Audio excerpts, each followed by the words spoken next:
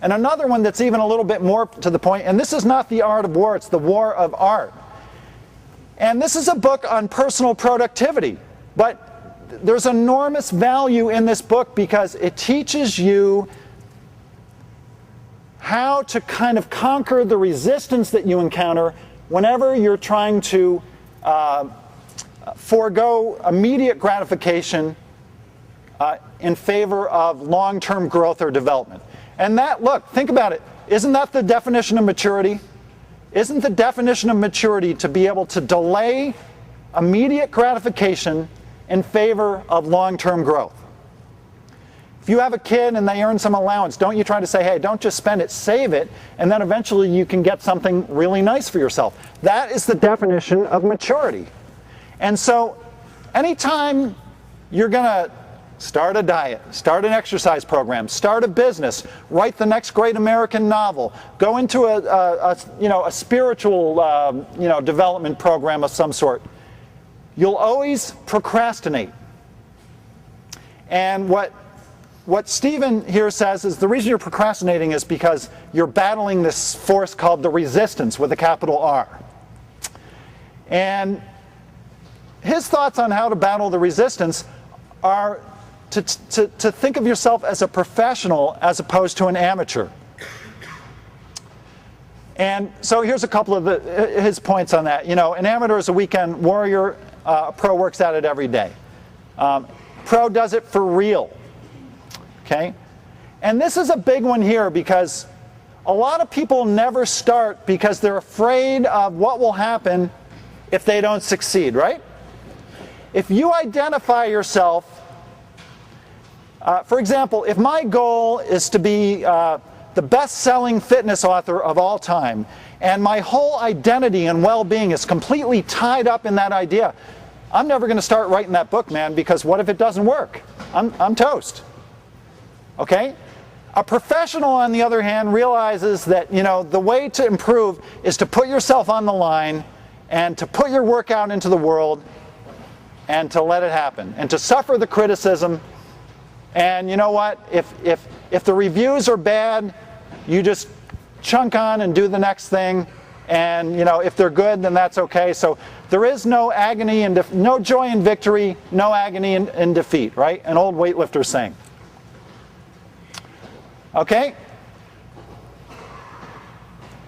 You never overcome fear, you just have to act in the face of fear. Very good stuff. And by the way, and we talked about Tiger Woods. Did you see when Tiger Woods did, I believe it was the Masters, and then the next day he has knee surgery, he's limping all over the place? That's a professional attitude. Check out this quote by Mike Ditka. It really speaks a lot to the idea of being mature and having a mature attitude. And I love this because what this points out is that even though we're always looking for personal records are not always forthcoming. And a professional attitude toward training in the gym is just to put in your time. I'm a big believer in basing goals on behaviors rather than long-term outcomes. So the typical thing is to have a goal, okay, I want to lose 15 pounds by such and such a date. Well, there are an enormous amount of factors that feed into whether or not that's going to happen. Many of those factors are not within your control. But what if you're eating a pint of Haagen-Dazs ice cream every single night before you go to bed, and you make a goal that says, okay, I'm only going to eat a pint of Haagen-Dazs 3 days a week instead of 7 days a week. That one factor, presumably, is within your control, and if your premise is correct, if you commit to the behavior, it's very likely that you'll put yourself in a position to succeed. Okay? That's a mature, athletic way to think. It's like my colleague Dan John calls it like punch clock workouts. Just put in the time, man. Sometimes the workouts are going to be good, sometimes they're going to be bad, but the key thing is put in your time. That is what gives you the best chance for success. Make sense? All right, so check this out. There's these two phases. One is what I would call the inspiration phase. This is where suddenly you decide, okay, I'm going to lose 20 pounds, or I'm going to put 20 pounds on my squat, or I'm going to do whatever it is.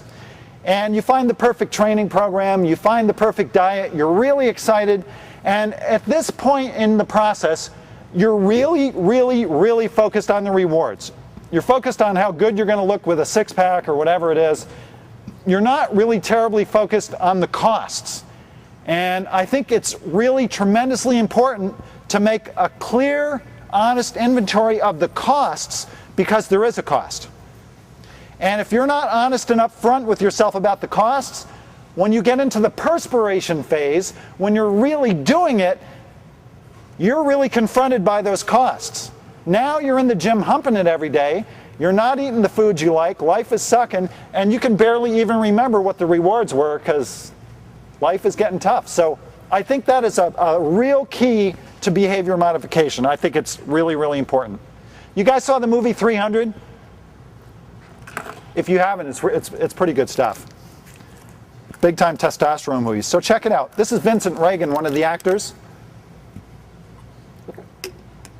He was trained by Mark Twight up in Salt Lake City. And here's like how I analyze this. If you're the guy on the left, you're looking at the guy on the right and you're like, dude, I would kill for abs like that. But the problem is, when you're the dude on the right, you're like, man, life really sucks. He's not happier because he has abs. Do you follow where I'm going with this? Be happy first and then go after your goals. It's such a mistake to say, if only I could X, Y, Z, then I'll be happy. That's a load of crap. Just be happy to start with and then work hard. Okay? And actually, Gerard Butler, who is the star of this movie, was interviewed some weeks after, and he told the interviewer, man, I was like so racked with tendonitis head to toe. He's like, I am never going to step in a gym again. He goes, So he got there, but you know, there's a price to pay. So we will have time for a few questions after this as well. But